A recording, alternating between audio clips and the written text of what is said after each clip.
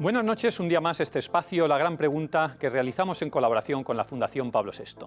En estas semanas anteriores, la Unión Europea nos pide que cada hogar tenga reservas de agua, comida, medicamentos y baterías para sobrevivir durante al menos 72 horas. Un periodo de 3 días en los que los ciudadanos europeos podamos sobrevivir sin necesidad de ser atendidos con suministros esenciales en caso de ataque militar, desastre natural, pandemias o ciberataques. Es una de las recomendaciones recogidas en la estrategia de preparación de la Unión en un contexto difícil para el mundo de amenaza rusa, de incertidumbres de aliados y de rearme y preocupación por el posible abandono por parte de Estados Unidos de la seguridad en Europa. ¿Qué significa esta medida? ¿Es alarmista, como algunos la han calificado? ¿Pretende que los ciudadanos europeos hagamos un cambio de mentalidad? ¿Está realmente la amenaza ahí? ¿Qué ha cambiado ahora que no pasaba hace un año? Pues de todo ello hablaremos esta noche con dos grandes conocedores de los entresijos de la política europea y norteamericana, de geopolítica y de derecho internacional. Ambos hacen una relevante y necesaria función pedagógica que es importante que podamos hacernos en estos días tan convulsos. Comenzamos.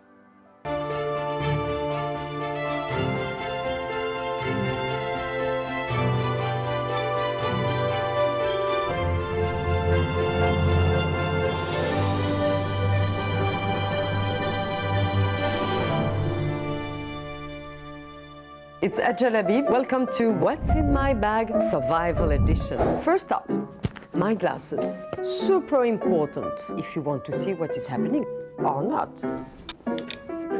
Next, my document in a waterproof pouch. A must in a rainy Brussels. Now, let's talk about lighting. I have a flashlight. If you don't forget the matches and of course, the light. Turn. And water, of course, because water is life. And my special friend, a Swiss Army knife. Pues buenas noches, tengo aquí el placer de contar con dos grandes invitados. Alberto Priego, profesor de Relaciones Internacionales de la Universidad Pontificia de Comillas. Alberto, buenas noches. Buenas noches. Y Belén Becerril, profesora de la Unión Europea, del CEU San Pablo, de la Universidad CEU San Pablo, pero es también vicepresidenta de la revista Política Exterior. Belén, buenas noches. Buenas noches, encantada de estar aquí. Estábamos viendo el llamado kit, el kit de supervivencia. Nos salía aquí esta señora viendo si lo tenía todo. Y es que es verdad, la Comisión Europea ha presentado su estrategia para estar preparados. ¿Preparados de qué, Alberto? ¿De qué tenemos que estar preparados? Pues preparados de cualquier cosa. No somos conscientes de los riesgos que podemos asumir y por eso tiene que ser un kit en el que podamos sobrevivir, tener una mínima capacidad para hacer cosas durante el tiempo que se estima que puede restablecerse la situación. No solamente estamos hablando de una guerra, podemos hablar de un apagón, podemos hablar de un ataque cibernético, podemos hablar pues, de una inclemencia climática como sufrimos con Filomena hace unos años, ¿no? Eso es muy normal en otros países, es muy normal en Israel, es muy normal en Finlandia y bueno, el mundo es más peligroso, es global y evidentemente pues, lo que no puede pasar es que nos pille desprevenidos. El mundo es más peligroso, dice Alberto. Belén. Bueno, yo creo que efectivamente la seguridad, ¿no? Ocupa ahora un lugar muy importante entre las preocupaciones de los europeos, también de las instituciones europeas, ¿no? Probablemente ha habido una ingenuidad, ¿no? A lo largo de muchos años y bueno, cuando se hablaba de seguridad o defensa, a algunos les parecía una cosa lejana, ¿no? Un lujo que no nos podíamos permitir y había que invertir en otras cuestiones y yo creo que lo que hemos visto desde la invasión de Ucrania es que la seguridad y la defensa es algo muy importante y lo que está en juego es la libertad, ¿no? Y entonces Europa poco a poco ha despertado, ¿no? Y después pues el presidente Trump también ha jugado un papel en que Europa despierte, ¿no? Y este alejamiento de los Estados Unidos pues hace que los europeos tengamos que tomarnos en serio nuestra seguridad, ¿no? Y ahí hay mucho camino que recorrer.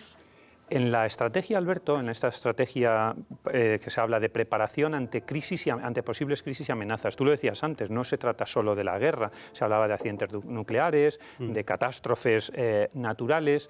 Y de hecho, en lo que es el conflicto aparece solo lo que se denominaría exposición de motivos al principio, ¿no? Luego, a lo largo de la estrategia no se habla tanto de un posible conflicto, una posible guerra, como dice Belén.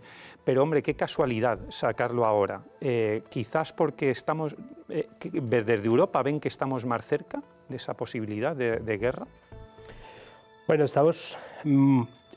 yo defiendo desde 2022 que estamos ya en una guerra involucrados. Es difícil venderlo a la población.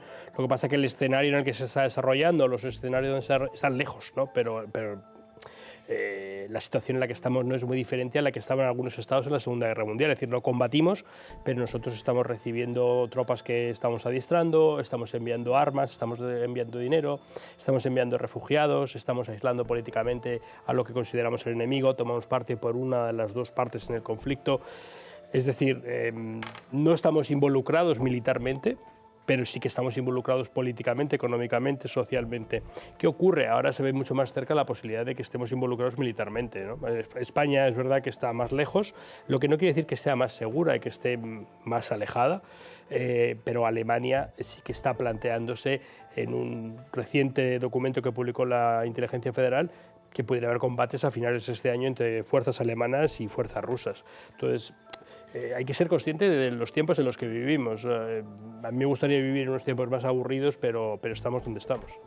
Y claro, con esto que nos dices, Alberto, nos sobrecoges, porque desde el 2022, en cierto modo, estamos ya en ese conflicto prebélico, aunque no has utilizado ese término.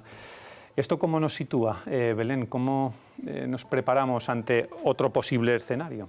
Sí, pues bueno, yo creo que esto hace urgente que los europeos asumamos, ¿no?, una responsabilidad y un papel nuevo en todo esto, ¿no? Además, se ha producido ese alejamiento de los Estados Unidos, ¿no?, que se ha, ¿no?, visualizado de tal manera, ¿no? Y claro, yo creo que muchos europeos en estas últimas semanas pues han sentido una sensación de vértigo, ¿no? Ha habido una quiebra de la alianza, ¿no?, que ha garantizado nuestra seguridad a lo largo de 80 años. Al final, una quiebra de la confianza, ¿no?, en los Estados Unidos.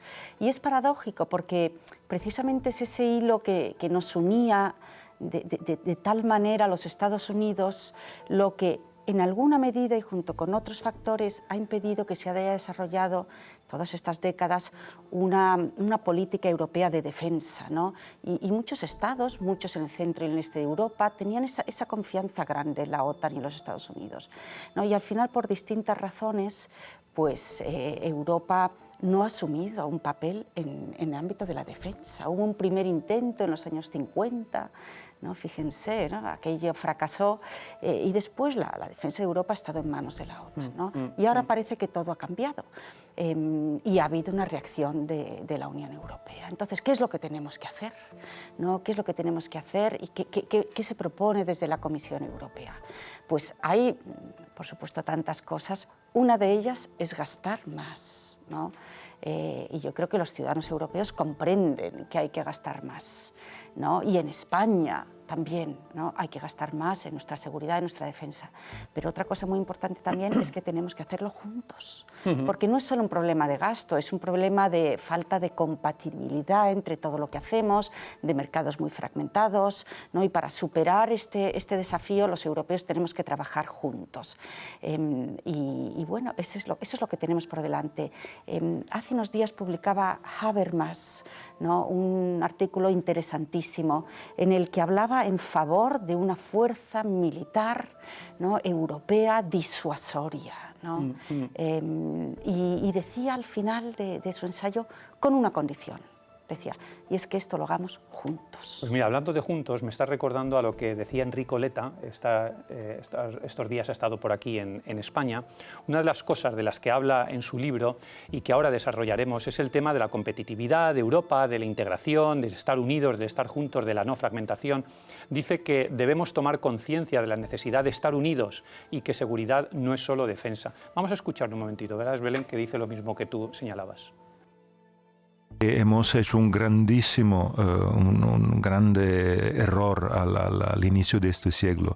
Pensar que Europa puede vivir sin finanzas, sin industria y sin energía, delegando y delocalizando energía a Rusia, finanzas a los Estados Unidos e industria a China.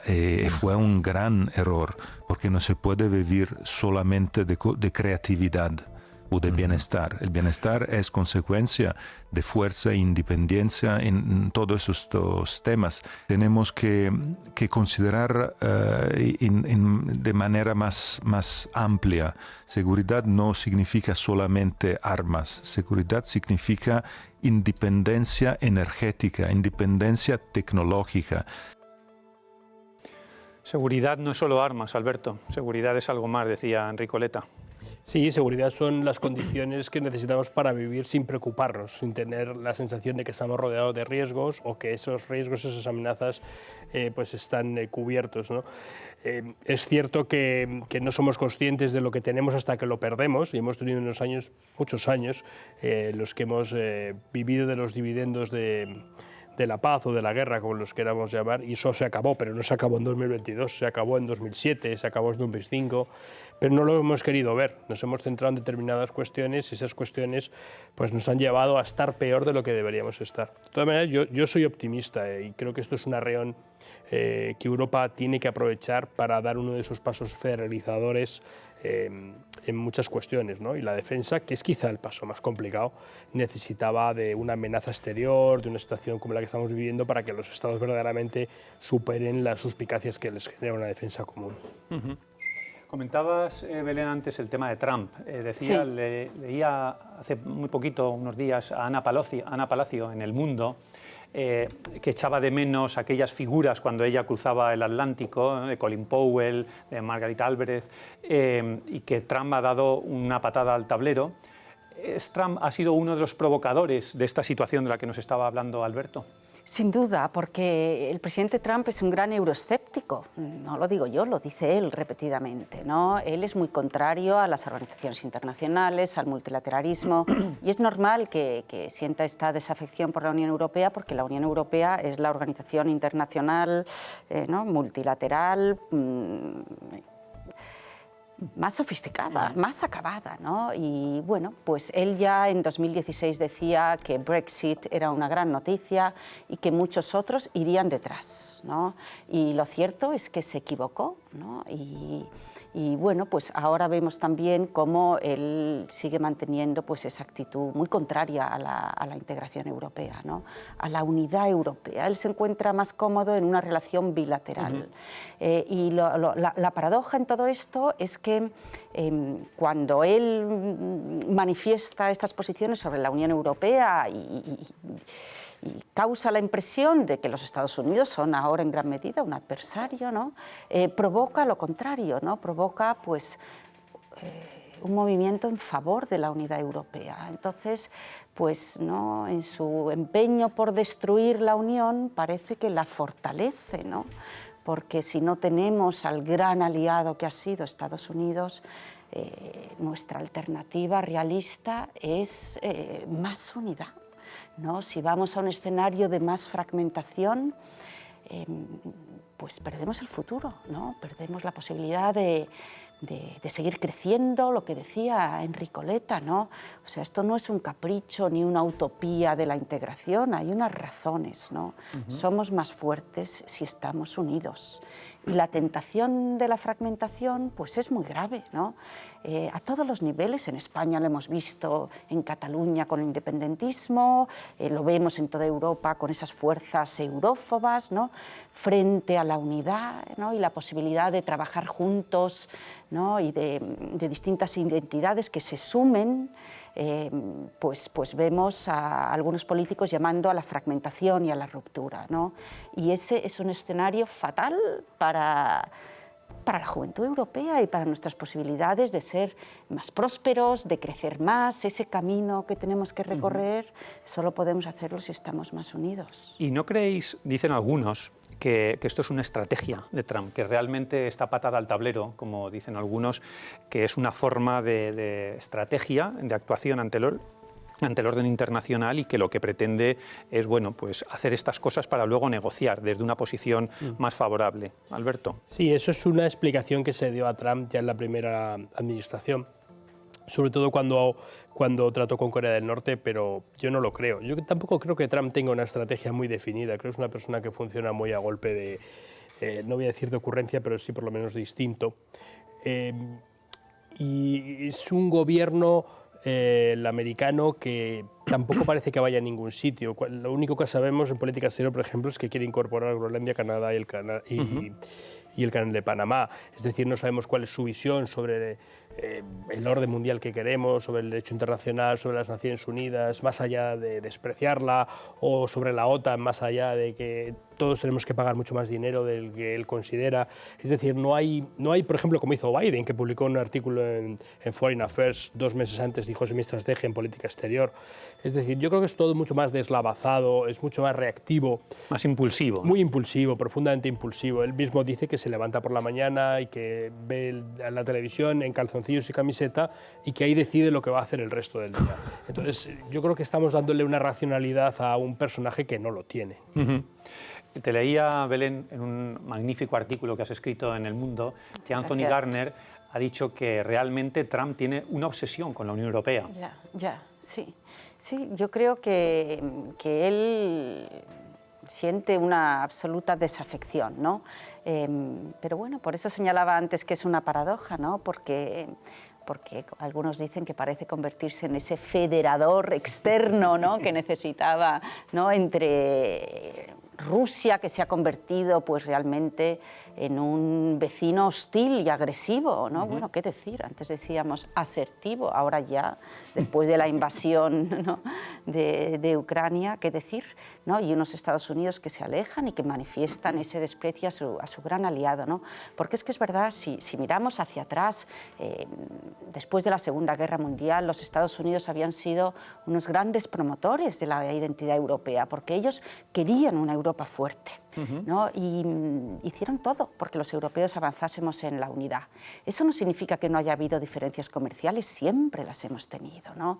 Yo recuerdo unas palabras de Bush, ¿no? que decía que sería una tragedia que los historiadores del futuro achacasen la quiebra de la relación transatlántica a una batalla sobre la pasta o sobre la carne con hormonas o sobre ¿no? una cuestión comercial. Entonces, siempre hemos convivido y hemos negociado, ¿no? nuestra relación comercial, que ha sido tan importante, tan fructífera, y al mismo tiempo hemos mantenido una sólida alianza, ¿no? en esos valores compartidos que son los de la democracia liberal, ¿no? Y ahora eso es lo que se ha quebrado, ¿no? También había un modo, ¿no? una forma de mantener nuestras diferencias comerciales, ¿no? de negociar con discreción, de mantener la unidad, ¿no? la civilización, ¿no? por encima de las diferencias, y hay algo también ahí que se ha quebrado, ¿no? Y bueno, pues eso es muy doloroso, ¿no? Y bueno, pues Europa tendrá que ver cómo salimos de esta más unidos, ¿no? También fue muy dolorosa la ruptura del Brexit, ¿no? También ahí hubo un capital enorme que se tiró por la ventana, ¿no? Y sin embargo los europeos salimos reforzados, ¿no? En cierto sentido hemos perdido esa cercanía del Reino Unido, pero si miramos el proceso de unidad europeo, pues frente a lo que muchos dicen, la verdad es que los últimos 10 años no han sido malos para nada. Europa ha estado muy unida ante muchas crisis, ¿no? En el COVID, por ejemplo, también se ha apoyado económicamente con unos fondos antes inexistentes a los países que más los necesitaban, se han tomado medidas importantes, por ejemplo, para acoger a los refugiados de Ucrania por unanimidad. O sea que la pérdida del Reino Unido también fue muy dolorosa, pero si miramos solo el proceso de unidad europea, también vemos que ha habido decisiones que difícilmente hubiéramos podido tomar con los británicos. Pues Belén, frente a esta cuestión de Trump, Unión Europea, hay algunos que dicen que el propio sistema check and balance norteamericano puede contrabalancear, nunca mejor dicho, esa cuestión. Decía Eduardo Serra hace unas semanas que los contrapesos americanos harán equilibrar esos desmanes de Trump. Vamos a recordarlo. Durante esos 100 años Estados Unidos ha sido el país, el único país que podía ser el policía del mundo. modernas teorías estratégicas dicen que para ser policía del mundo, para controlar, aparte de una enorme capacidad, tienes que tener el control, llaman el control de los estrechos, Bering, Panamá, Gibraltar, Suez y Malaca. Eso exige tener por lo menos 2 grupos de combate, que querría decir 2 por 5, 10, pues si no me equivoco Estados Unidos tiene 12 o algo así. China va por el tercero. Probablemente Trump, que ha estado diciendo mucho tiempo America First, no decía la verdad. Él, yo creo que no pensaba America First, pensaba America Only. Yo me ocupo de América, pero oiga, ser el policía del mundo exige pagos, exige coste, pero tiene muchos beneficios. Hombre. Ahora, Make America Great Again. Está muy bien, pero veremos qué le pasa. Si usted quiere hacer América otra vez grande y se enfrenta a todo el mundo, porque tiene el enfrentamiento con China, el enfrentamiento con Rusia, el enfrentamiento... Pero es que si usted se va a enfrentar con Europa, con Dinamarca por Groenlandia, con América del Sur o América del Centro por Panamá, oiga, ¿usted cree que solo le va a ir mejor que, digamos, organizando un poco el cotarro mundial? ¿Estás de acuerdo, Alberto? Bueno, yo creo que va a tener problemas económicos y su legitimidad, él la ha buscado, ¿no? Esa legitimidad económica. Los aranceles van a generar inflación. Eso es una regla económica todos conocidos por todo el mundo. Es verdad que a un cortísimo plazo le va a generar probablemente pues un mayor consumo de productos americanos, pero van a ser más caros y le va a generar muchos problemas en el exterior, no solo económicos. Vamos a ver cómo llega a las elecciones de midterm, que ahí va a ser un punto importante. El verdadero riesgo que veo es que en el tiempo en el que va a estar en la Casa Blanca, él sea capaz de modificar las normas y las instituciones para, no sé si para perpetuarse, pero sí para alterar el sistema, ¿no? Yo no soy tan optimista en el tema de los check and balance. Es verdad que Estados Unidos es un sistema con una división de poderes muy rígida, pero es que Trump hemos visto que se salta sentencias federales y que Hitler tardó 56 días en cambiar la República de Weimar, ¿no? Y bueno, pues vamos a ver lo que hace Trump. Yo en ese tema soy bastante más pesimista. Y Belén, ¿crees que hemos sido, en cierto modo, cuando dice Eduardo Serra, hemos dejado que Estados Unidos sea la policía del mundo, ¿no? El guardián del mundo, en otros términos, como dicen algunos, hemos sido un poco ingenuos desde Europa delegando también esa seguridad? Bueno, claro, es posible y es probable que los europeos podíamos haber dedicado pues, más esfuerzo al ámbito de la seguridad y la defensa. Es verdad que los Estados Unidos lo han dicho durante mucho tiempo, pero hasta ahora los europeos confiábamos en que este mundo occidental compartía unos valores, ¿no?, que tienen que ver con la democracia liberal y que ahí había un capital precioso de confianza mutua, y al final el equilibrio que mantenemos con los Estados Unidos pues no era solo un equilibrio comercial, tenía una dimensión política muy importante, una dimensión de seguridad y de defensa, y bueno, pues todo esto me temo que es lo que se ha roto, ¿no? Yo espero que Eduardo Serra esté en lo cierto y que efectivamente las instituciones norteamericanas pues sean capaces de parar el embate, ¿no?, al final a la idea del Estado de Derecho, que es lo que está en juego, ¿no? Y esto del Estado de Derecho es una cosa que a veces nos suena pues, compleja, o que los ciudadanos pueden decir, no comprendo. Cualquiera comprende qué es la democracia, ¿no?, qué son los derechos fundamentales, la seguridad jurídica. ¿No? Sí, la seguridad jurídica, Jesús, efectivamente, ¿no? El Estado de Derecho tiene que ver con la seguridad jurídica, tiene que ver con el respeto a la ley, con que los gobiernos están sujetos a la ley, ¿no?, que el hecho de que hayan sido elegidos democráticamente no los libera, ¿no?, de la necesidad del cumplimiento de la ley, y también la independencia del Poder Judicial. Sí, es el ¿no? sometimiento a la ley y al derecho de todo, como dice nuestra Constitución en su 106, de toda la administración, de todos los poderes. Claro, y eso el presidente Trump lo ha puesto en duda una y otra vez, ¿no? Entonces, bueno, esos principios de la democracia liberal parece que están en juego, ¿no? Confiemos en que las instituciones respondan y obliguen al gobierno de los Estados Unidos a cumplir la ley, ¿no? A respetar las decisiones de los tribunales, pero es verdad que son malos tiempos para el Estado de Derecho y que yo creo que es una responsabilidad que tenemos todos los europeos, ¿no? Y que hay una amenaza que tiene una dimensión nacional. En España también tenemos que tener presente, ¿no?, ese cierto deterioro del Estado de Derecho. Aquí también hemos hablado mucho sobre respeto a la independencia de los tribunales, ¿no?, respeto a la ley por parte de las administraciones públicas, ¿no? O sea que aquí nadie está libre totalmente de esta amenaza, ¿no?, aunque hay grados, ¿no? Y después también el Estado de Derecho en su dimensión internacional, las reglas del juego, ¿no?, que también el presidente Trump pues, desprecia, ¿no?, los organismos internacionales, ¿no?, y después pues, el principio de integridad territorial, el respeto a la soberanía de los estados, ¿no?, ¿qué está pasando? En relación con Groenlandia, con Canadá, ¿no?, el respeto a las reglas del juego, a la ley, también en esa dimensión internacional, ¿no? No me resisto a preguntaros, dos profesores de dos universidades católicas, CEU San Pablo, la Pontificia de Comillas. Me decía un amigo de Georgetown la semana pasada que Trump ha ganado, la victoria de Trump es gracias a los católicos en buena parte, que por cierto están subiendo de porcentaje y que tradicionalmente no han sido especialmente republicanos o demócratas, pero que en esta ocasión sí que ha habido un pronunciamiento mayoritario a favor de Trump. Tú que eres un buen conocedor de Estados Unidos, Alberto, también. No soy muy consciente de esa realidad. Yo creo que Trump ha ganado por los excesos. Por los excesos económicos y por otro tipo de excesos. Trump ganó la primera vez por lo que se llama el corredor del óxido, todas esas fábricas abandonadas desde Chicago hasta Nueva York. Y Trump ha ganado en esa zona, sobre todo, o mejor dicho, lo que le ha dado la diferencia es esa zona, porque la gente ha dejado de creer en Estados Unidos, porque la posibilidad de que alguien llegara y que pudiera ganar...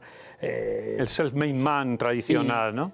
Mi hijo puede llegar a ser presidente de Estados Unidos, eso ya no es posible, o al menos un americano. En el imaginario colectivo no es posible.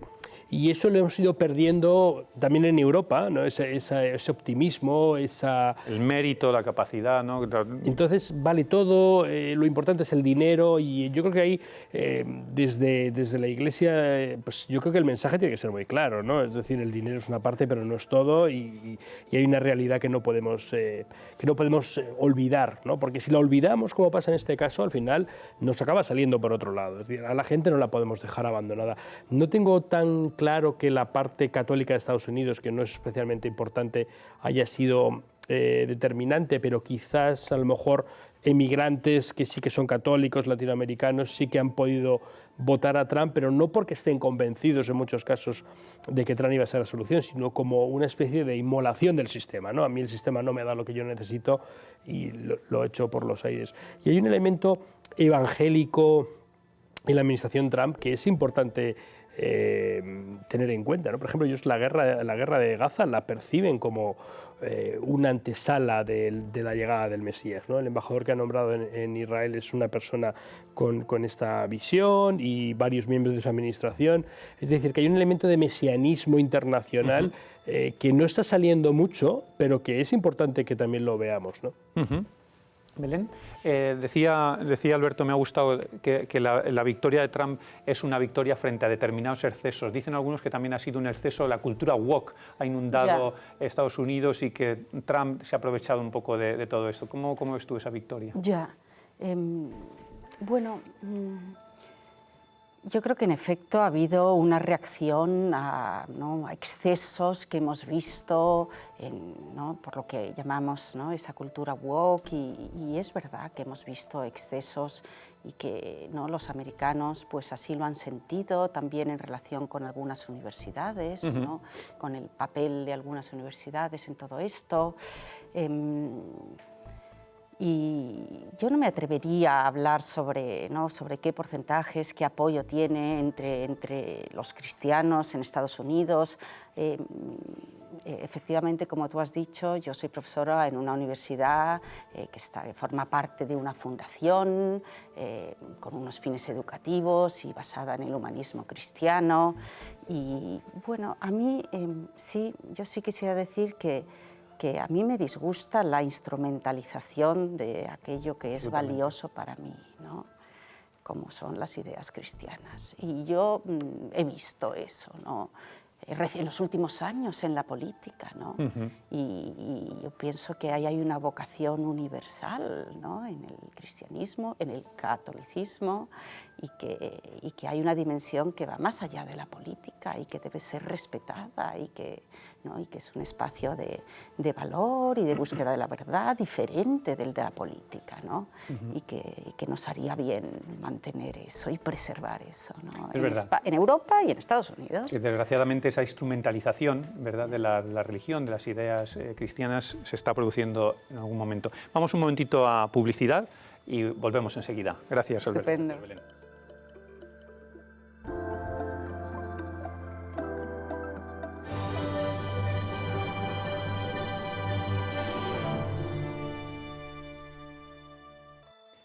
Pues estamos hablando de Trump, del orden internacional, pero a mí me gustaría aprovechar que tenemos aquí a un buen experto, Alberto Priego, para hablar de Gaza, el conflicto de Gaza. ¿Cómo está la situación ahora mismo? Como dicen los periodistas deportivos, minuto y resultado, pues, desgraciadamente. Está enquistada y está con pocas posibilidades de salir de ahí, porque los actores involucrados, y por actores me refiero a las personas que toman las decisiones, no quieren salir de ahí, ¿no?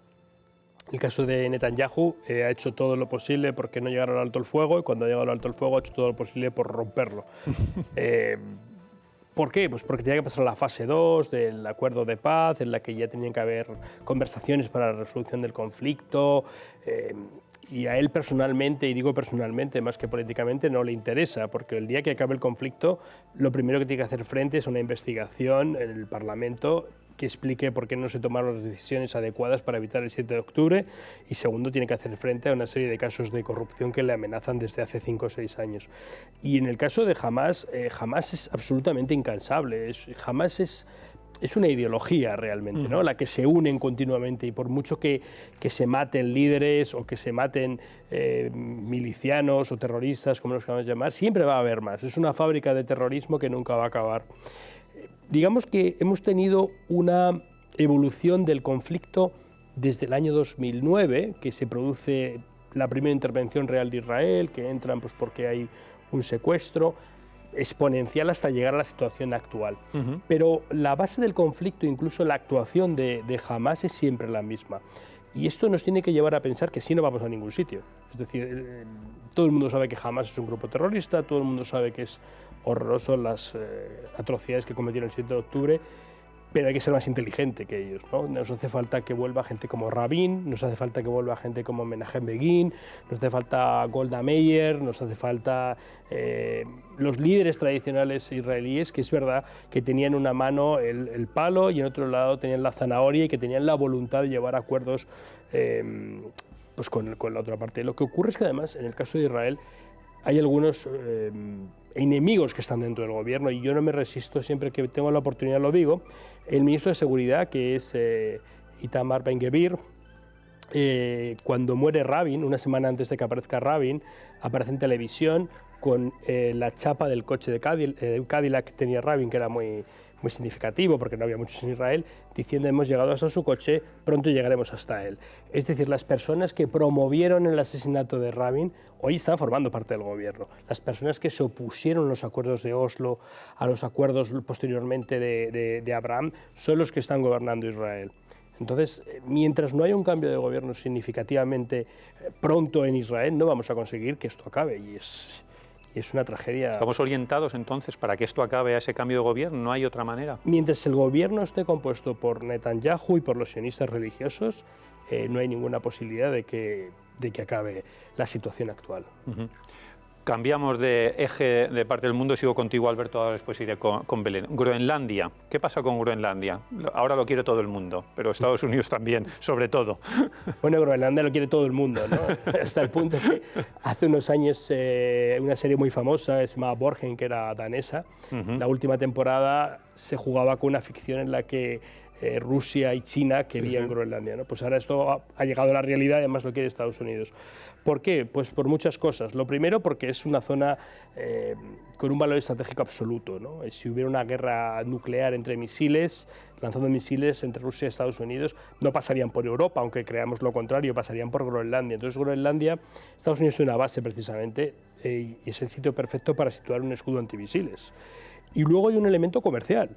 El mundo se está deshelando, ¿no? Y las rutas comerciales que se abren en el Ártico pues pasan muchas por Groenlandia, entonces podemos reducir muchísimo los tiempos de navegación si podemos navegar alrededor de Groenlandia, por decirlo de aquella manera.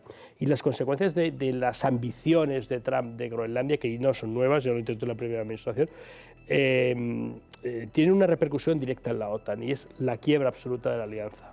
La Alianza Atlántica se basaba, es una comunidad de seguridad, en que los miembros no se amenazaban los unos a los otros y que ningún miembro temía que fuera atacado por el otro. Eso hoy está roto. Desde el punto de ahora en que Estados Unidos pues dice que le gustaría anexionarse Canadá o que le gustaría anexionarse Groenlandia, que es un territorio autónomo pero que pertenece a Dinamarca, se rompe esa lógica. Y ese es el mejor regalo que le podemos hacer a Rusia, porque Rusia ha ido tentando y atacando estados que o estaban en proceso de integración en la OTAN o que probablemente hubieran sido OTAN. Me refiero a Ucrania y me refiero a Georgia. ¿Por qué? Pues porque no se atrevía a atacar a un país OTAN, porque pensaba que iban a reaccionar. Yo recuerdo una conversación con unos militares lituanos y nos decían, nosotros necesitamos soldados americanos, porque son escudos humanos. Dice, queremos soldados americanos en la frontera, porque si hay un soldado europeo y por circunstancias muere, una bala perdida rusa, bueno, pero si hay un soldado americano, los americanos van a reaccionar. Eso hoy no está tan claro. O sea, no está tan claro que Estados Unidos vaya a reaccionar ante un ataque de Rusia o cualquier estado de la OTAN, y eso es una tragedia para Europa. Y cuando estás hablando esto del tema de Groenlandia con Estados Unidos, los espectadores que nos estarán viendo no pueden decir, bueno, y otros intereses estratégicos que tiene Estados Unidos fuera, por ejemplo en España, en el sur, en la Rota, ¿pueden hacer lo mismo que con el caso de Groenlandia? ¿Pueden hacer aquí acopio de terreno o no? Lo ves difícil. A ver, Groenlandia es un territorio muy poco poblado, un territorio con 50.000 habitantes, y es un territorio cuyos habitantes tienen deseos independentistas. Eso también lo ha aprovechado en cierto sentido. Y luego también hay un elemento histórico, ¿no? Estados Unidos ha comprado terrenos, ha comprado Alaska a Rusia, y ese elemento mercantilista sobre la tierra pues está presente. Yo creo que Europa es demasiado vieja, por decirlo de alguna manera, para que Estados Unidos tenga algún interés. ¿Algún interés estratégico? Pasa que es verdad que España es un socio estratégico de primer nivel. Por la situación en la que nos encontramos, claro, lógicamente. Por la situación geográfica, y Marruecos es un socio también muy interesante para Estados Unidos. Entonces vamos a ver cuál es el trato que nos da Trump en los próximos años. Y Belén, en medio de todo este orden internacional que tenemos, o desorden, no lo sé, Europa, nosotros mismos, los europeos, estamos en un momento especialmente de euroescepticismo, ¿o me lo parece? No sí. Bueno, es muy complejo, como siempre, la realidad, ¿no? Porque efectivamente vemos cómo los partidos euroescépticos se han fortalecido en los Estados miembros, en muchos Estados miembros, y se han fortalecido en el Parlamento Europeo, ¿no? Y sin embargo, ¿no?, al mismo tiempo vemos que la confianza de los ciudadanos en las instituciones europeas es mayor que en las instituciones nacionales, ¿no? Y al mismo tiempo vemos una moderación en el lenguaje de los políticos de estos partidos euroescépticos, ¿no? Por lo tanto, hay más escaños de estos partidos, sin embargo, sus posiciones se han moderado, ¿no? Un buen ejemplo es Marine Le Pen, de la que se habla por otras razones mucho en los últimos días. Marine Le Pen quería la retirada, ¿no?, que Francia dejase la Unión Europea, pero hace años que ya no propone eso, ¿no? Entonces, de algún modo la salida... propia presidenta de Italia, Meloni. Sí, también Meloni tenía un discurso pues, muy negativo hacia la Unión Europea, ¿no? Y sin embargo, pues ahora vemos una actitud mucho más pragmática, ¿no? Hace unas semanas decía que la sede de las instituciones europeas debía estar en Roma, ¿no? Fantástico, eso es un gran camino el que ha recorrido, ¿no? Entre decir horrores de la Unión Europea, querer tener allí la sede de las instituciones. Hay una razón por la que está en Bruselas, ¿no? En gran medida, ¿no? En un pequeño Estado, ¿no? Y no en uno de los grandes, y además eso se puso en marcha en los años 50, después de la Segunda Guerra Mundial, donde Italia había tenido un papel. Estas cuestiones se deciden por unanimidad, en fin, hay unas razones, ¿no? Pero yo sí creo que ha habido una moderación por parte de estos políticos euroescépticos, ¿no? Eurófobos. No quiero quitarle importancia, por ejemplo, que AfD tenga un 20% en Alemania, ¿no? Y que coqueteen con las ideas de pues, la salida del euro, por ejemplo, es muy grave, pero creo que al final la realidad se impone, ¿no? Y también lo que estamos viendo en los últimos tiempos, ¿no? Esta Rusia agresiva, ¿no? También este alejamiento de los Estados Unidos, pues hace que los europeos tengamos una mayor conciencia de todo aquello que nos une y de la necesidad de ser fuertes, de tener una economía más potente, ¿no? Habéis hablado de ese concepto de seguridad que tiene una dimensión económica clarísima. No vamos a garantizar nuestra defensa si no nos va bien económicamente. Pues todo hace que al final esos partidos pues lleguen a, ¿no? aterricen algunos de esos líderes y la ideología pese menos y la realidad más, ¿no?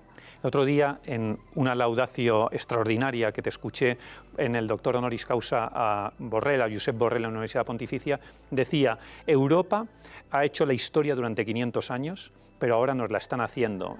Volvía otra vez a esa un poco irrelevancia. ¿Crees que es así, Alberto? Bueno, yo soy bastante más optimista, ¿no? Yo creo que Europa ahora vive un buen momento. Hemos tenido unos años muy malos. Había una crítica muy fácil y justificada que decía era la Europa de los mercaderes, en la que lo que nos importaba pues era los criterios de convergencia, nos importaba el euro, nos importaba la prima de riesgo, y eso ha servido para que la población sintiera un desencanto, ¿no? Yo creo que Europa ahora vive, puede parecer muy paradójico, un buen momento, ¿no? Hemos tenido unas comisiones más descafeinadas y ahora tenemos una comisión, pues yo creo que fuerte, creo que una comisión muy europeísta. La presidenta de la comisión, a mí personalmente me parece una gran líder. Creo que pasará a la historia como han pasado otros grandes líderes de la comisión. Hoy no somos conscientes, se la critica mucho, pero yo creo que es una europeísta convencida y ha recuperado una cosa que se había perdido, y son los valores cristianos europeos, ¿no?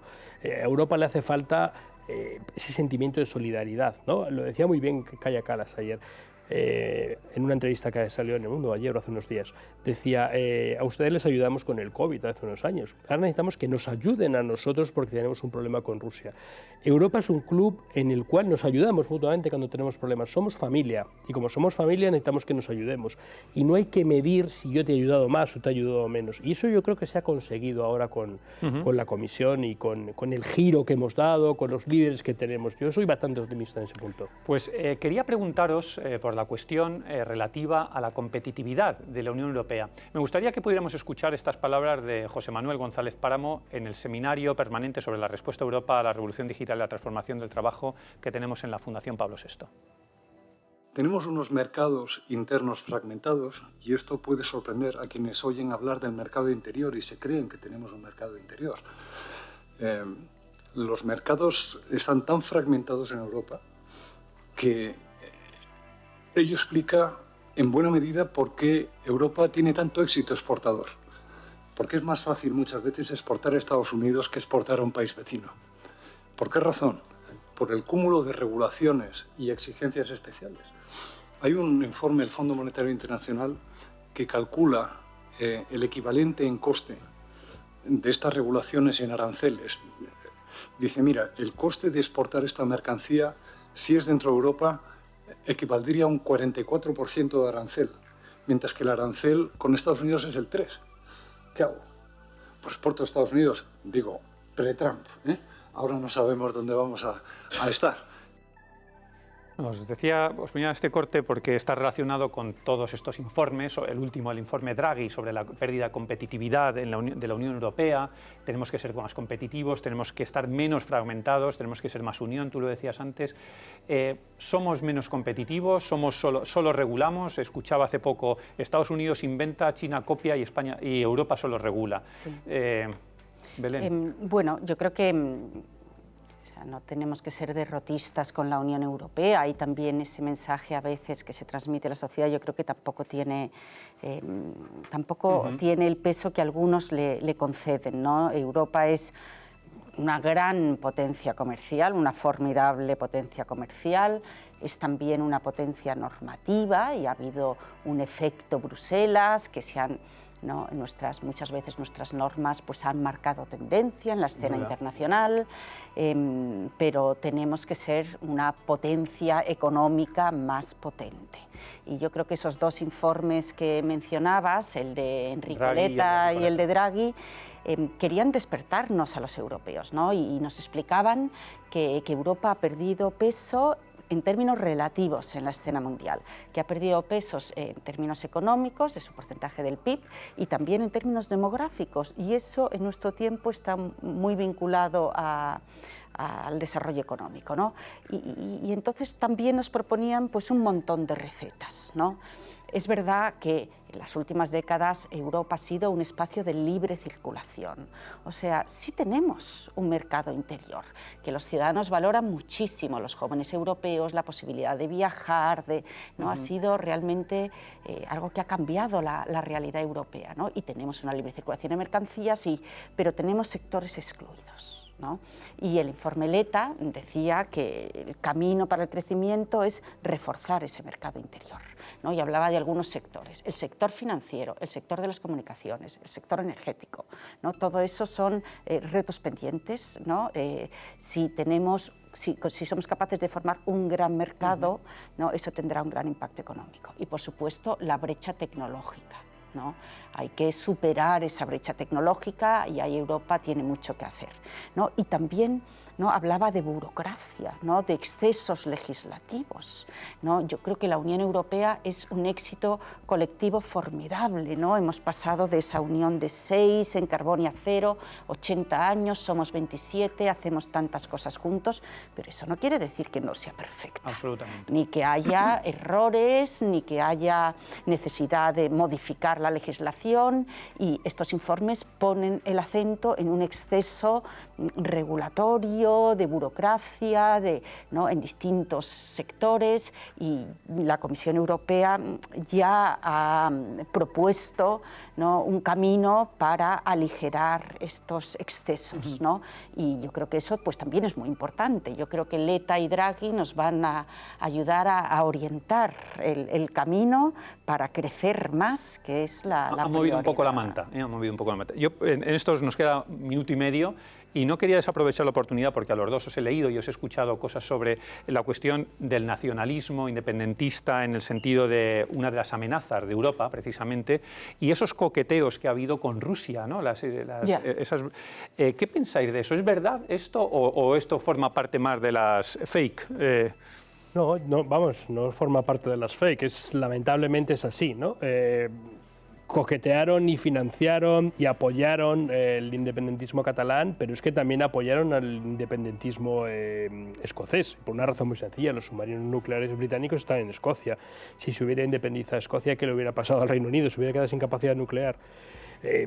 Rusia intenta desestabilizar como sea, al precio que sea, y va al lugar más débil. Ahora mismo está muy centrada en Rumanía porque lo ve como el socio más débil de la Unión Europea, el socio más débil de la OTAN. Entonces, el nacionalismo exacerbante es algo muy fácil, ¿no? Es una chispa a la que le echas un poquito de gasolina, prende. Y el edificio pues, vuela por los aires. Entonces, Rusia lo ha leído muy bien y todo lo que nos pueda hacer daño nos lo va a hacer. Yo creo que el nacionalismo es la gran tentación, ¿no? Recuerdo que Konrad Adenauer decía en los 50, el canciller alemán, hemos visto el fin del nacionalismo, ¿no? ¿no? Y no es así, es la gran tentación dentro de los estados, ¿no? Hemos visto ese golpe catalán, ¿no? Hemos sufrido del independentismo en España, a nivel de Estado-nación también están vivos y yo creo que el desafío que tiene Europa es no caer en eso. Todo este debate de Make America Great Again, Make Hungary Great Again, Make us todos grandes, ¿no? Y parece que hay una coincidencia, ¿no? Pero eso es absolutamente superficial y absurdo, eso es el todos contra todos, nosotros primero, ¿no? Yo creo que los europeos sabremos mirar más lejos. Sabremos mirar más lejos y sabremos encauzar esto, estoy seguro. Gracias, Alberto, gracias, Belén, muchas gracias a todos ustedes un día más por seguirnos. Nos vemos el próximo domingo a esta misma hora para seguir haciéndonos las grandes preguntas. Hasta entonces, les deseo una muy feliz semana.